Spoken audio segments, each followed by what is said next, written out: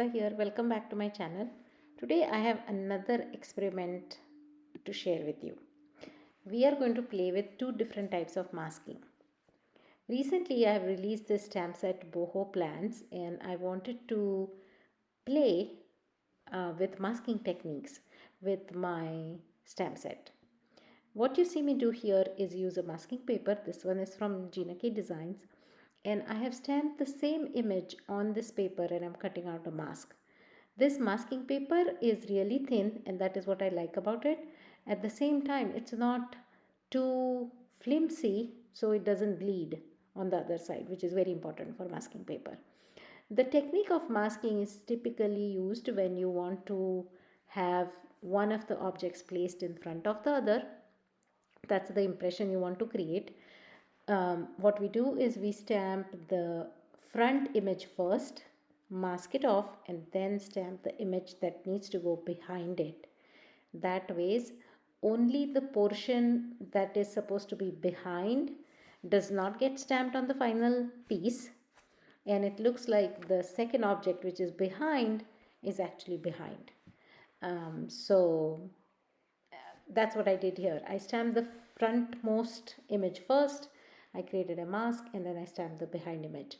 I did not use any masking for the actual greenery because I know I want to use the opaque silver powder for heat embossing this. This will cover up whatever portion of the stamped image is showing through. So I just heat embossed it on the side, and that kind of finished my first panel stamping. For the second panel, I'm going to use another stamp from the same set, but this one has a empty area in the middle and I did not want to cut out a mask, so I was planning to use, or I plan to use, this liquid masking fluid. This is from Daniel Smith. I have used something else in the past and that worked well for me, but it kind of dried out. With this one I did not have the best luck. Either I'm not using it correctly or the product is not good. I don't know. I'm not saying that the product is not good. It can be user's fault. I don't know. This container leaks as soon as I put any kind of pressure on it. It leaks everywhere. And secondly, even after I managed to get it to work and cover my image, when I was peeling it off, like I was gently rubbing the dried fluid off, it disturbed my image. It peeled off some of that ink, and that's what I did not like. What I did here though, I stamped my image, I covered it with the masking fluid, let the fluid dry, which is very important, and then I stamped the image behind it. I did not want to create a mask because obviously there is that middle empty space and I don't have dies for this, so I did not want to cut out that mask. Masking fluid worked okay, but just with this particular product I did not have the best luck. What you see me do here is I'm gently peeling off that dried away masking fluid, and when I finish this you will see I've sped up the video, so trust me, I did it very gently. But the result of this was that the ink, the gray ink, got peeled off with that masking fluid, which is not what I was hoping for. No biggie though, I did manage to line it up correctly, and my old trick of putting a transparent plastic just to make sure it is lined up correctly, I used that. Had a couple of trial and error, but I managed to stamp it exactly how I want, and that worked fine. So as I said, no biggie, but not the best experience. And if you have any tips about what I could have done better with the masking fluid, please let me know with this particular masking fluid.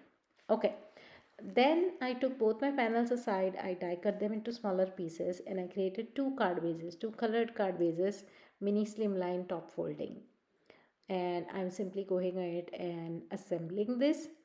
I had this sticker set, which is I think from some Spellbinders kit in the past. It's a Christmas set that is purple, blue and silver.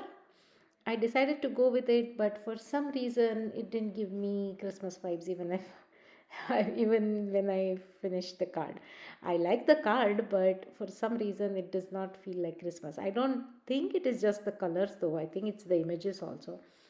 But anyways, experiments, some you like, some you don't. I like the card, no doubt about that. So this is the first card. I'll show you close-ups in a little bit. For the second card, I used similar approach, top folding card. I die cut the panel. No, I simply trimmed the panel and I used a corner um, punch to punch out the corners of my panel as well as the card base. For the thankful word, I die cut it several times using some scratch cardstock and I layered it up to give it some dimension. On the back side of the panel, I have used scrapbook adhesive foam adhesive.